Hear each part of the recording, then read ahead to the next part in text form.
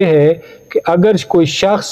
اپنی وائف کو 2 سال تک اس کا خرچہ نان و نفقہ ادا نہیں کرتا تو یہ ایک گراؤنڈ ہے اس وائف کے لیے ڈیزولوشن آف میرج کی ڈگری لینے کا کہ وہ کورٹ سے رجوع کرے. اور چونکہ نان و نفقہ ایک شوہر کی ذمہ داری ہے بیوی کا اور بچوں کا، اگر وہ 2 سال تک بیوی کو نہیں دے سکتا تو پھر بیوی کے پاس یہ اس قانون کے تحت ڈیزولوشن آف میرج ایکٹ کی سیکشن 2 سب سیکشن 2 کے ذریعے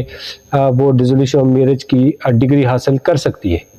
اس سیکشن کی سب سیکشن 3 یعنی تیسری جو کنڈیشن ہے وہ یہ ہے کہ اگر کسی بھی شوہر کو 7 سال قید ہو جاتی ہے